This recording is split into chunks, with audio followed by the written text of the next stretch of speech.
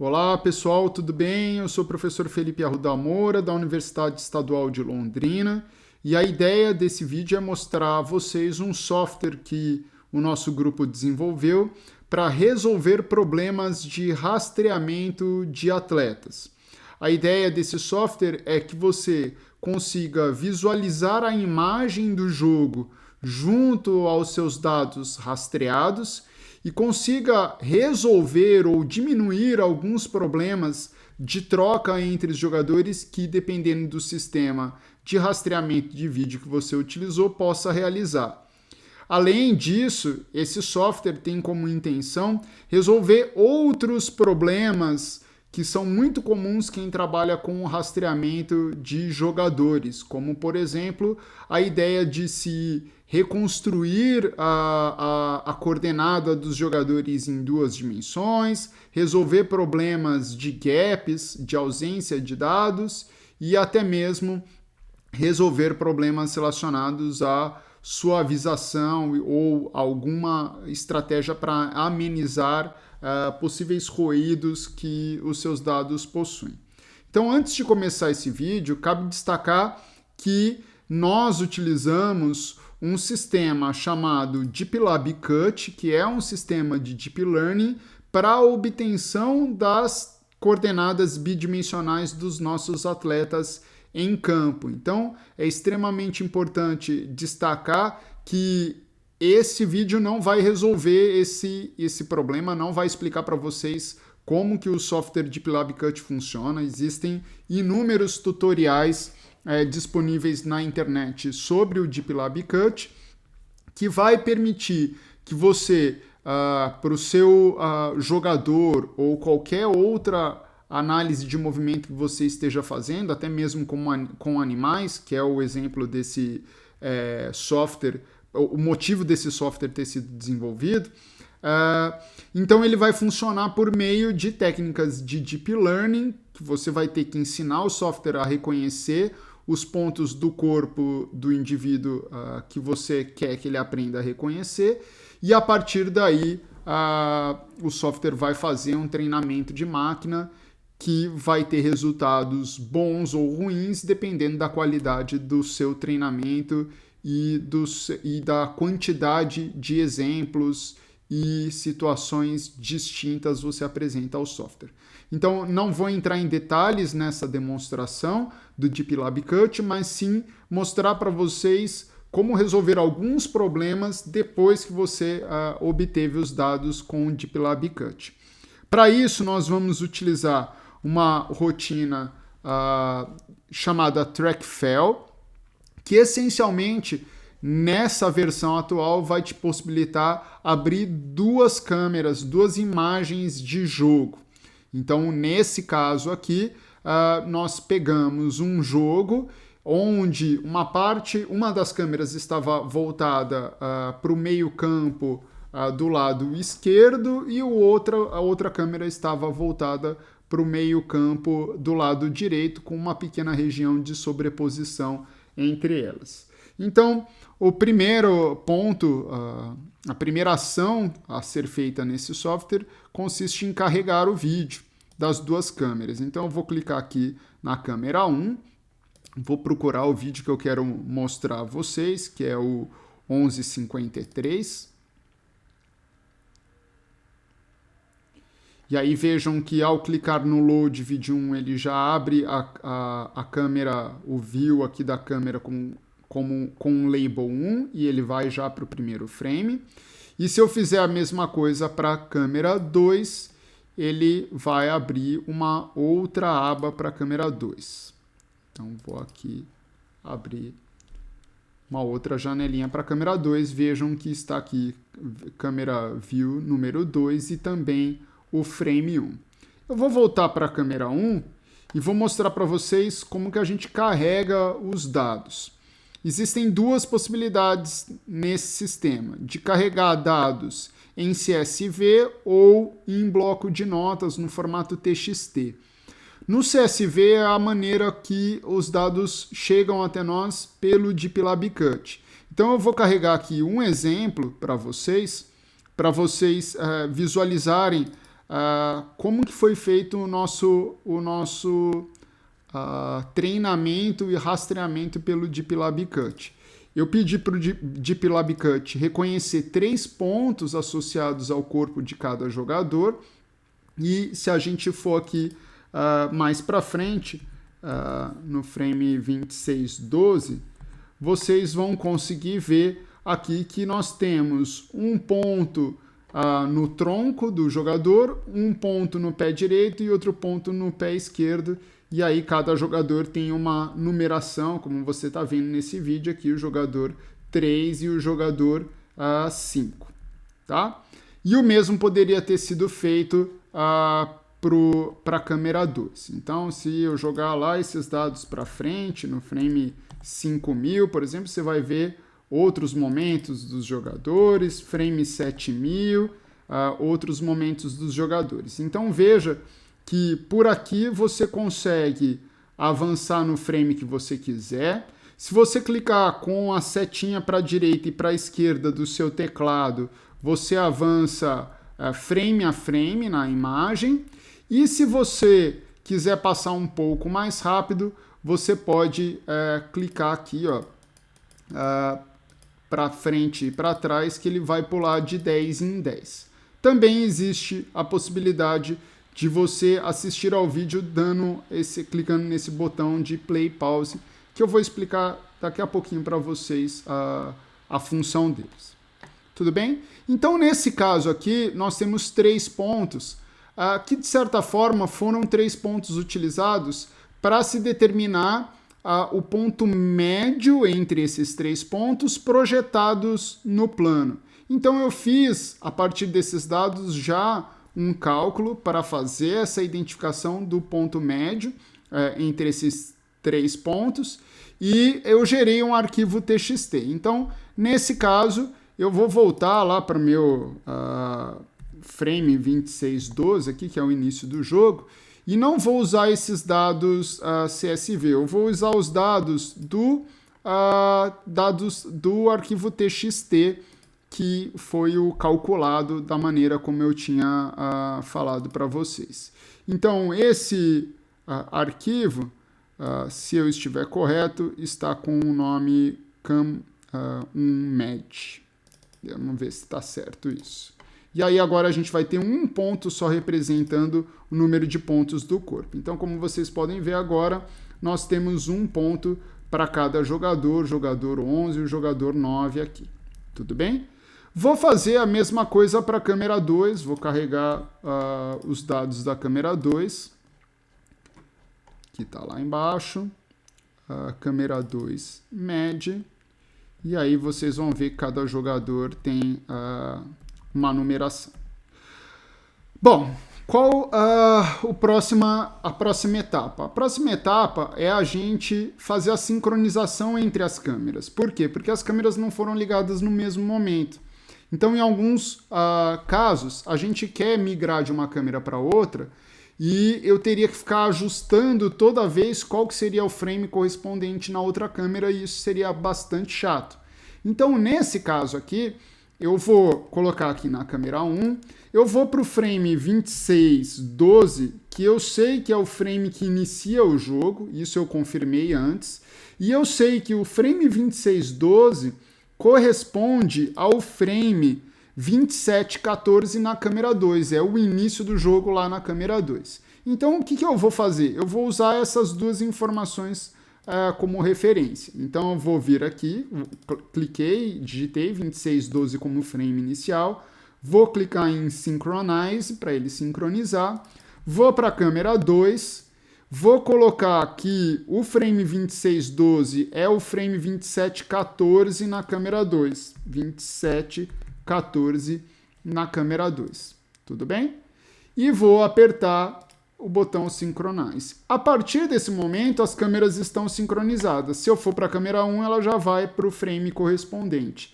Se eu for para a câmera 2, se eu for para a câmera 2 também. Se eu for, por exemplo, para o frame 7000, aqui, ele vai automaticamente associar o mesmo ponto na câmera 1 já sincronizado. Então, essencialmente, esse botão serve para a gente sincronizar os momentos.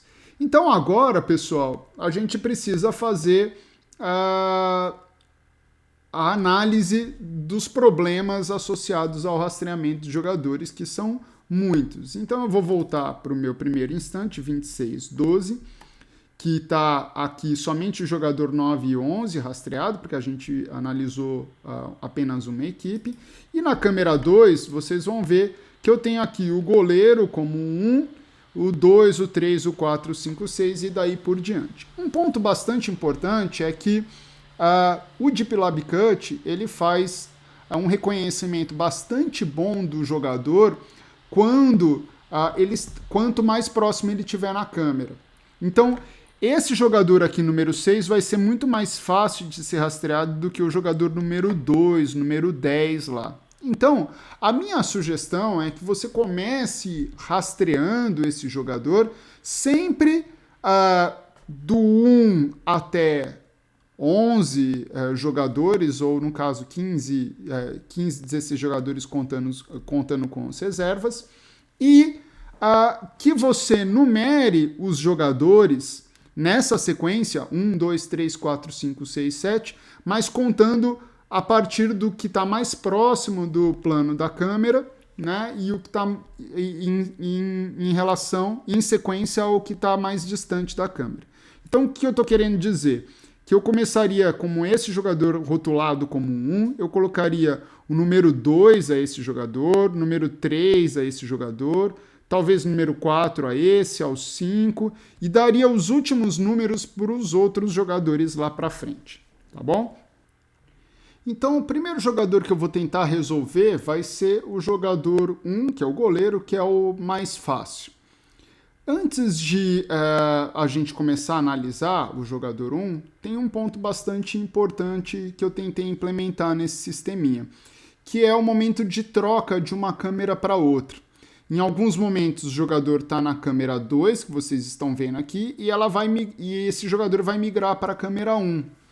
E aí é bastante chato ter que ficar entrando toda vez aqui nessa abinha e trocar a aba do jogador 1 para o jogador 2. Então, nesse caso, eu tentei criar um sistema para trocar automaticamente, que resolve razoavelmente, ainda estou trabalhando para ficar melhor essa medida, mas que, para isso, eu preciso passar a informação para o software de qual que é a zona de transição de uma câmera para outra. Então, nesse caso, eu vou vir aqui obrigatoriamente na câmera 1, eu vou falar para a câmera 1 que é essa região aqui onde está acontecendo a troca entre os jogadores, na câmera 1, e na câmera 2 eu vou falar que vai ser essa região onde está acontecendo a troca entre os jogadores. É extremamente importante que eu pegue uma margem de segurança, que eu garanta que um jogador, mesmo correndo em alta velocidade, que ele passe por essa zona, tá? Pulando de 10 em 10 pontos. Então eu vou lá para a minha câmera 1, eu vou falar já claramente aqui para o sistema que eu vou começar analisando o jogador 1. Quando eu falo que eu vou analisar o jogador 1, ele já pede para eu informar qual que é a zona de transição de uma câmera para outra. Então eu vou vir aqui, clicar nesse ponto e vou clicar nesse ponto aqui próximo à linha do meio campo, mas com uma margem que corresponde a essa zona de transição de uma câmera para outra. Ele automaticamente vai abrir minha outra câmera, a câmera 2, e eu vou fazer também a mesma coisa. Vou clicar aqui e aqui, que representa a minha zona de transição. E aí vejam que ele já vem aqui para a câmera 1 e está pronto para começar a nossa análise. Então eu vou lá, como meu jogador 1 está na câmera 2, eu vou lá na câmera 2 e simplesmente vou dar um play aqui para ele começar a analisar. Toda vez que eu dou um play, ele está analisando o jogador que está elencado aqui nessa aba, que é para checar o jogador. Então, é extremamente importante você entender que quando eu dou o play nessa câmera e o jogador está nessa câmera, ele automaticamente exclui todo jogador que está rotulado como 1 na outra câmera, porque é impossível ele estar nos dois locais ao mesmo tempo. Isso é para amenizar os problemas de trocas entre jogadores ou de uma rotulagem errada do jogador feito pelo Deep Lab Cut. Aqui também temos um botão chamado Refine Track, que serve para tentar associar a posição do jogador nesse instante de tempo ao próximo instante de tempo. Muito importante ter essa ferramenta, principalmente no momento onde um jogador passa por trás de outro atleta, né? Ele fica alguns instantes de tempo sem ser rastreado e você precisa identificar quem que é ele quando ele volta a ser rastreado. Esse é um dos principais pontos de confusão entre os sistemas de rastreamento. Então, nesse caso, eu clico aqui no Refine Track para ele fazer esse refinamento. E você pode clicar várias vezes nesse botão ao longo da sua correção aqui. Então, toda vez que você fizer alguma intervenção nas trajetórias dos jogadores, é bom você fazer esse Refine Track. Então, eu vou dar um play aqui, vocês vão ver que ele consegue identificar esse jogador por quase que o tempo todo, né, durante aqui o rastreamento.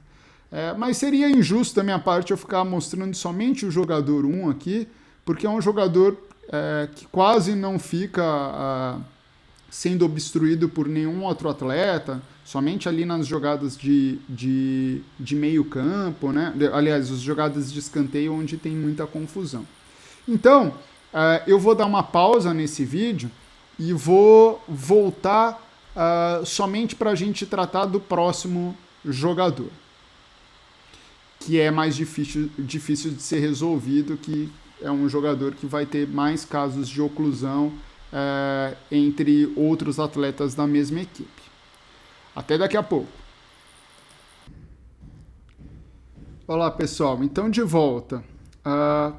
Nós fizemos aqui o acompanhamento do jogador 1 até o último instante dessa imagem, que deu o frame 36.898 e na câmera 2 deu o frame 37.000. Então, feito todos os problemas, né? Então, se eu olhar aqui na câmera 2, está aqui o goleiro ainda sendo identificado como jogador 1. Eu vou colocar aqui na câmera 1 e agora eu preciso salvar, é bom salvar os arquivos de coordenada de tela da câmera 1 e da câmera 2 para esse jogador. Eu sei que tem outros jogadores aqui nas coordenadas de tela que vocês estão vendo aqui, mas garantidamente correto eu tenho do jogador 1, que é o goleiro, e que de vez em quando ele passou para cá, veio enquanto estava tendo jogada de escanteio, ele veio assistir ao jogo aqui do meio campo e tudo mais. Então, nessa câmera eu tenho coordenadas de tela em pixel desse jogador, do jogador 1, e na câmera 2 eu também tenho muitas coordenadas de tela do jogador 1. Então, o que eu vou fazer é salvar esses dois arquivos. E onde que eu salvo? Eu salvo aqui nesse botãozinho Save Date. Vejam que em cima tem uma opção de interpolar esses dados, e aí cabe a cada um de vocês fazer a análise, avaliar se vale a pena fazer a interpolação ou não. Eu, de antemão, já digo que eu acho que é o melhor sempre tentar resolver os problemas de gap fazendo o rastreamento, propriamente dito, corrigindo os problemas de rastreamento, e só num último caso fazer a interpolação dos dados. Tudo bem? Então, eu vou salvar aqui para a câmera 1 e logo em sequência eu vou salvar para a câmera 2. Assim que o sistema terminou de salvar os dados, ele vai aparecer uma mensagem na tela avisando que os dados daquela câmera para aquele jogador estão salvos. Como vocês estão vendo aqui, ó, File Saved. Tudo bem? Mudo para a câmera 2, faço a mesma coisa, clico no Save Date.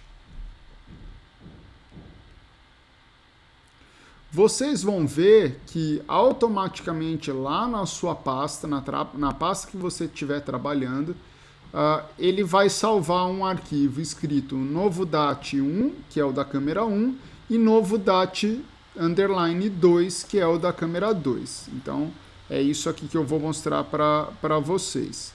Nesse caso, vocês estão vendo aqui que nós temos o novo DAT1 e novo DAT2.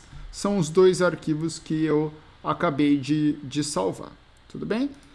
Como eu prometi a vocês, vamos agora para uma situação mais complicada, que é pegar um jogador de linha que tem vários problemas de oclusão, e aí eu quero mostrar outras coisas para vocês. Então eu vou lá no frame 2714, que é o frame onde começa o jogo nessa câmera, e como eu disse, a gente avança sempre de um em um. E eu recomendo que você comece sempre com os jogadores mais próximos da câmera. Então, o jogador mais próximo da câmera é esse jogador aqui que está rotulado como jogador 6. E nesse caso, eu vou dar o número 2 para ele, que o 2 é o próximo número que eu vou resolver. Então, eu vou vir aqui, clicar no número 2 e clicar no número 6. Se você avançar um frame para frente, você vai ver que ele já trocou o 2 pelo 6, tudo bem? E eu vou avisar aqui agora que o jogador a ser checado é o jogador número 2, e eu peço para ele refinar o track, para ele tentar fazer as associações temporais a esse jogador. Você vai ver que não é tão simples agora quanto o do goleiro, vão aparecer vários problemas, inclusive os problemas de troca de uma câmera para outra. Então vamos lá. Então veja, quando esse jogador passa na frente de outro, ele tem problema de troca, e agora mudou de uma câmera para outra, vejam que ele não foi tão bem na troca. Por que ele não foi tão bem na troca? Essa é uma ferramenta que eu ainda estou melhorando, porque provavelmente tem outro jogador que passa nessa região próxima depois de um tempo. Então ele acha que aquele jogador ali que vai aparecer como 2 na imagem, no caso aqui, ele tem mais semelhança do que esse jogador. Não tem problema, né? Isso aqui eu espero nas próximas versões melhorar. Mas então eu vou vir aqui, né? Vou até o primeiro instante onde aparece a numeração dele, vou trocar aqui 2 pelo 8 e vou seguir em frente, correto? Ele já vai fazer a troca aqui, vou dar um play para ele continuar fazendo o rastreamento. Então veja, quando passam outros jogadores de outra equipe, ou quando o jogador da mesma equipe passa um pouquinho acima, né, atrás do plano da imagem, ele consegue resolver razoavelmente bem o rastreamento. Olha lá, mais uma vez trocou de câmera, vamos ver se ele acertou. Agora ele acertou, veja que ele está rastreando corretamente o jogador número 2. Então eu continuo acompanhando aqui para ver se nós temos mais algum problema de troca entre os jogadores. Então veja, foi até o final, acompanhou o jogador, olha, no caso aqui não perdeu, mesmo outro atleta passando na frente, o técnico passou na frente, não perdeu e segue em frente. Vamos lá, vai fazer mais uma troca aqui, vamos ver se dessa vez não trocou certo novamente. Então eu vou pausar. Isso eu vou resolver muito em breve, considerando a coordenada bidimensional do jogador, que vai ficar bem mais acurado. Então, vou aqui trocar o 2 pelo 12. Um ponto muito importante, pessoal, é que a gente deve sempre trocar o jogador para um número superior a ele, nunca inferior, porque o 1 já está resolvido. Então, eu nunca vou regredir nos meus problemas de troca. Eu sempre vou resolver os meus problemas de troca daquele número para frente. Então é sempre do 2 com 3, 2 com 4, 2 com 5, 2 com 12 e nunca o 2 com 1. Quando eu tiver no jogador 7, por exemplo, eu já vou ter resolvido todas as oclusões de todos os jogadores que antecedem o 7. Então vai ser o 7 com 8, o 7 com 9, de modo que os últimos jogadores vai ser bem mais tranquilo fazer o rastreamento deles. Então, resolvi o problema de troca. Se quiser clicar no Refine é sempre bom. Vamos em frente. E aí eu quero mostrar mais uma função importante para vocês, que é o caso daquela situação que fica muito difícil de trocar, ou seja, os jogadores estão muito aglomerados, né? Não existe a mínima possibilidade de resolver esse problema de troca. O que eu faço? Que é a opção do tracking manual. Eu vou pausar o vídeo agora para mostrar para vocês uma situação semelhante a essa. Então, pessoal, eu escolhi um trecho aqui, que é uma jogada de cruzamento na grande área, de bola parada, e nessas situações é muito difícil conseguir separar um jogador do outro. E aí, mesmo que você resolva os problemas de trocas entre os jogadores, isso vai demandar muito trabalho, porque ele vai trocar várias vezes os jogadores. Então, existe uma função aqui chamada Manual Track, que é para você fazer o rastreamento manual acompanhando o jogador com o mouse. Repito, não é a melhor maneira de rastrear um jogador, não é a maneira mais acurada, mas ela resolve problemas pontuais em alguns casos como esse que eu vou mostrar para vocês. Então, se vocês olharem aqui, eu estou rastreando nesse momento o jogador 3, eu peguei um dado qualquer aqui meu, e a ideia é que a gente faça o rastreamento desse jogador 3 lá dentro da grande área. Você vai ver que em um dado momento ele vai se aproximar dos outros jogadores e vai ficar muito difícil fazer o rastreamento desse atleta, né? Por enquanto ali ele ainda está indo bem, mas vai chegar um dado momento que ele vai, olha lá, juntar com todos os outros atletas e ali vai ser muito difícil de rastreá-lo. Então, para isso existe essa função chamada Manual Track, e ela funciona da seguinte maneira: você vai clicar no Manual Track, vai com o mouse e aguarda o momento que o vídeo começa a andar. A partir do momento que o vídeo começou a andar, você acompanha o atleta. Quando você não quiser mais fazer o rastreamento, quiser pausar o rastreamento manual e voltar para o automático, você aperta o botão de espaço no teclado. Então, vamos lá, vou fazer um manual track do jogador 3 aqui. Vocês vão ver que é bem difícil de ver onde ele está exatamente. Então, ele está aqui, ó. Acompanhe esse jogador, vejam que bateu na cabeça de alguém, e aí vai ter uma nova interrupção e eles vão aglomerar novamente. Então, a partir do momento que eu não quero mais fazer o rastreamento manual, né, esse jogador já saiu de perto de outros jogadores, eu posso apertar a barra de espaço e pausar o meu rastreamento manual. Bom, agora nós entramos para a última etapa, que consiste em fazer uma calibração e reconstruir a trajetória desses jogadores no mundo real, porque até agora a gente está fazendo o rastreamento desses atletas em coordenadas de tela, mas a gente precisa converter essas coordenadas de tela para coordenadas reais, em relação ao plano cartesiano do campo. Então, o que nós precisamos fazer? Primeiro, a gente precisa conhecer as coordenadas de pontos específicos do campo que estejam associadas a uma origem ou um sistema de coordenadas. Então, nesse caso aqui, eu já terminei de fazer o rastreamento e a troca de todos os jogadores, está tudo certinho, eu só preciso agora converter coordenadas de tela para coordenadas reais. E para isso, eu vou usar as próprias coordenadas do campo mesmo de futebol, que são pontos conhecidos, com coordenadas conhecidas, como por exemplo, o cruzamento entre a linha do meio campo e a linha lateral, esse ponto aqui do grande círculo, o ponto lá do outro lado, o ponto do pau de escanteio, os pontos da grande área.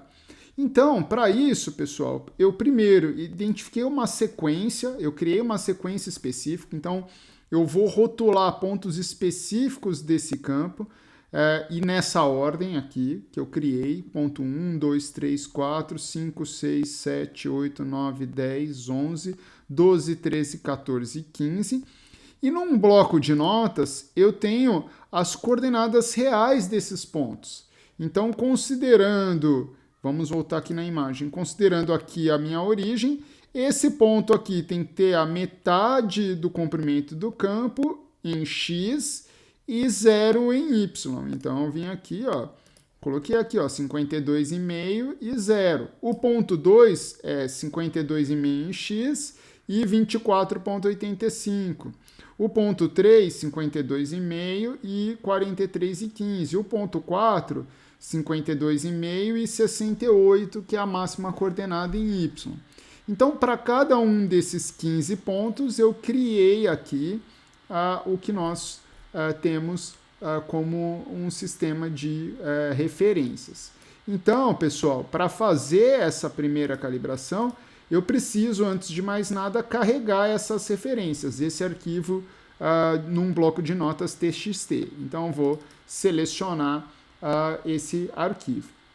E aí eu vou precisar apontar na tela onde que estão esses pontos. E eu faço isso com esse botãozinho aqui do 2D Calibre Measurement. Então, eu vou clicar nele, clicar aqui fora, e a partir desse momento, a bolinha do mouse que você corre as páginas na internet, né, para cima e para baixo, ela serve para dar zoom. Então, eu posso vir aqui, ó, tô mexendo com a bolinha do meu mouse, eu tô dando um zoom. Para ativar a medição, eu aperto a barra de espaço, vejam que vai aparecer um alvo, eu vou clicar aqui no primeiro ponto. Faço a mesma coisa para o ponto 2, né? E aí, obviamente, é preciso ter toda uma avaliação da qualidade dessas medidas de calibração, que não vem ao caso nesse momento. O ponto 4, já estamos aqui no ponto 4. O ponto 5 é lá o ponto do escanteio. O ponto 6, se eu não me engano, deixa eu só dar uma confirmada, o ponto 6 é o da grande área.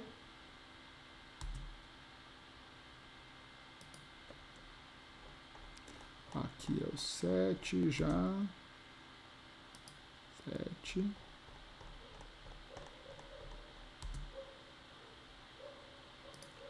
Oito.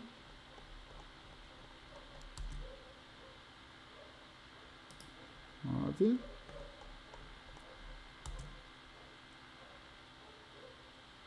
10. Vamos lá. 11.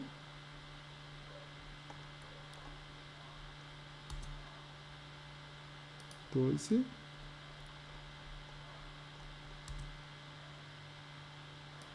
13,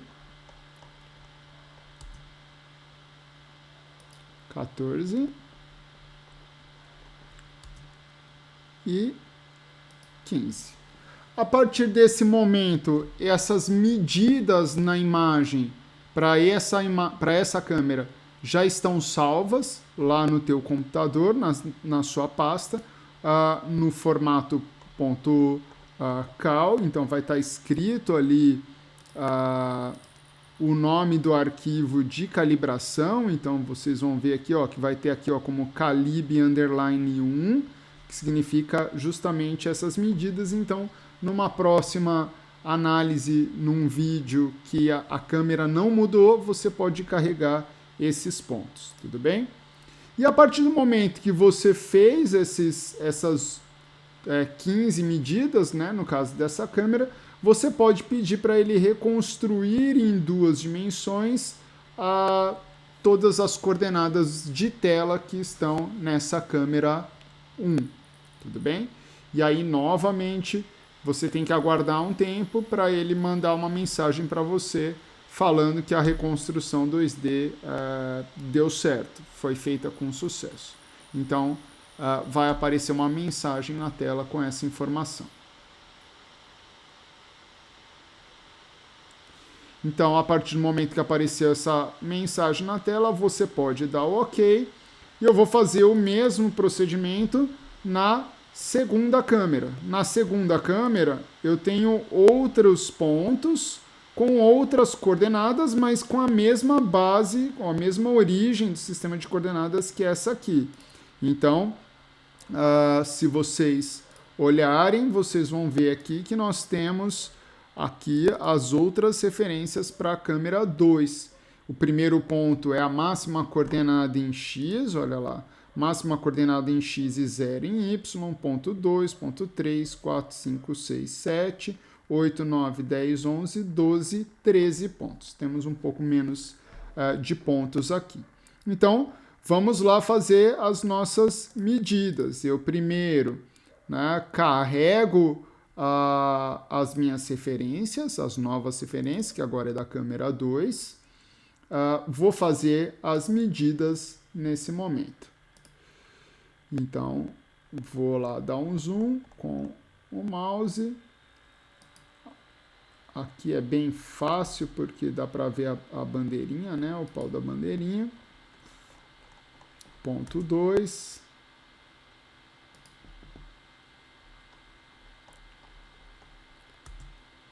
Ponto 3.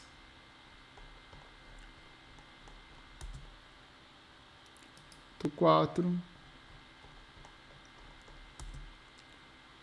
Ponto 5.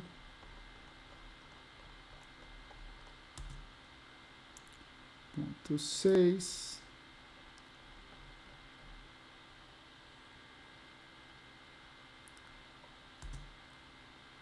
Ponto 7. Deixa eu ver qual que é a sequência. Daí 8, 9, 10, 11.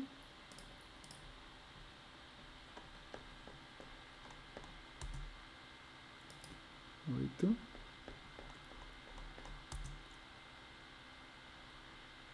9. 10.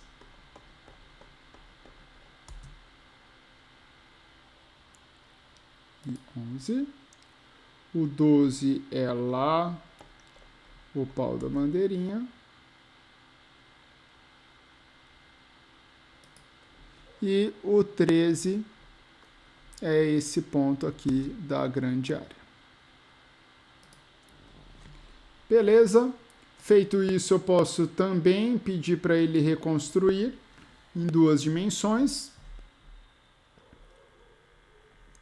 E ele também vai me avisar quando vai terminar essa reconstrução 2D das trajetórias dos jogadores. Mas aí um ponto importante é, depois que eu fiz a reconstrução 2D da primeira câmera e da segunda câmera, a gente precisa fazer esses dois arquivos conversarem.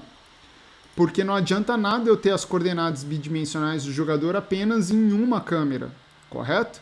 Então, nesse sentido, eu tenho como criar um arquivo em conjunto que junta esses dois arquivos de coordenadas 2D num único arquivo, de modo que eu consiga, num único arquivo, acompanhar ou ter as informações a respeito do jogador, independente da câmera onde ele se encontra. E aí, para fazer essa junção, é essa função aqui chamada merge 2D, que é juntar os dados 2D das duas câmeras.